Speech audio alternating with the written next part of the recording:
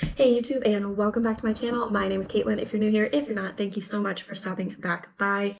Today, we are going to dive into my November debt payoff update. As you're aware, if you've been around the block a couple of times on my channel, you'll know I am working on some student loan debt and some auto debt. And it's not the craziest debt story ever, but you know, it's great to have the accountability with this channel to make sure I'm staying on track to get it paid off way earlier and save that interest money. So with that, we'll jump into talking about how things went in November. So we'll start with student loans. As you know, if you've been around a little bit, I did actually apply for the refund for student loan payments that I made during the pandemic.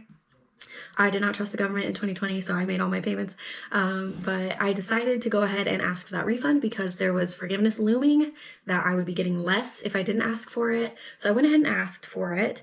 And I'm glad I did, even though the forgiveness is not coming through and we don't know if it ever will, because I'm not getting interest charged on these loans, so that money can be better spent right now to pay off the car loan faster. So it all works out, but with that, the totals of my student loans are going to be changing the next couple months. So the first refund check came back and it was $160, and that was all towards one of my student loans, which is the graduate loan, which is the highest interest rate. So that total went from $48.03 to $49.63 in November. That is because, like I said, it was a $160 payment, so it went up by that much. The other two loans will not change from November, but in December, like when I do my big 2022 update, you'll see the change to those. So currently they are $15.26 and $31.21 for those other two undergraduate loans.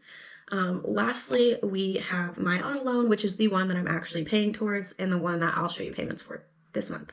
So I started November with $9,877 still owed on my car, which honestly, I'm really proud of myself because every single dime that I've put towards debt has gone toward this car loan this month or this year. And I just bought the car this year, so I'm planning to pay it off in less than about a year and a half. So yeah, doing pretty good. It's a 5-year loan, so I'm really happy with that. Anyway, started with 98.77, ended with 91.08, so we are very, very close to breaking that thousands number back down to, you know, in the eights, which is great, which this actually brought my total from 19,327 of debt down to 18,718. So again, I got to go from 19 to 18. Every single time the thousands place goes down, it makes me really happy. I try to, you know, be happy with the little things. It takes time to pay down debt, so you have to kind of celebrate the little stuff.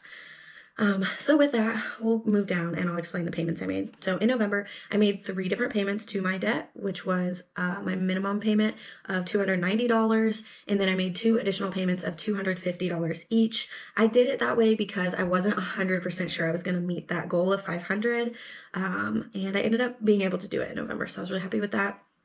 And that brings my total payments to $6,855 this year, so that's really great. Lastly, we'll just kind of talk about this section here, which is a little confusing.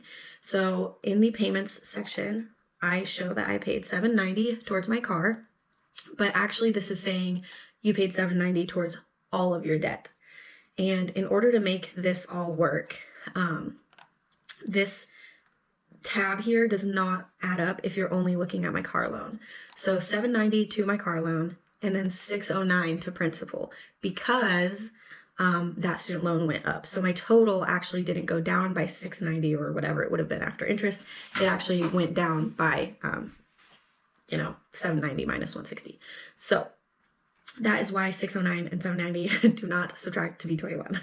But anyway, $21 was paid towards interest on my car loan. And so it is a little confusing, but that is why that math ain't mathin'. It kind of does. The spreadsheet is doing what it's supposed to do. It's just a little confusing there. So anyway, that is what happened. And so that brings me to a year-to-date total at the end of November of $6,855 paid, $6,340 going to principal, and $355 to interest, which is just not bad. And then lastly, we went from, like I said, the 19,327 down to 18,718. So great stuff. I will also show you my little chart here and just give you a caveat the next couple months. This chart is going to be all over the place because my student loan, they're going to increase again. So even though it looks like I've paid a good amount off, it's going to go back down. Hopefully it evens out by like February, because I will be making the payments from the student loan refunds straight into my car loan, hopefully provided no emergencies happen. So it should go back to what it was, but it's kind of wonky for a couple months with all these changes to my total in debt. But that's all I have for you guys. Next month in December, I do plan to pay at least $2,000 to my car loan, and hopefully more, just if I get the student loan refund in time to be making those payments in December, like cashing that check and putting it into the car loan. So it could be a really big debt payoff month in December, which would be just so great to like end the year on a really high note. So yeah, tune back in for a 2022 year in review of debt payoff for my channel. So yeah, I'll be there, you'll be there, and I'll catch you in the next video. Thanks.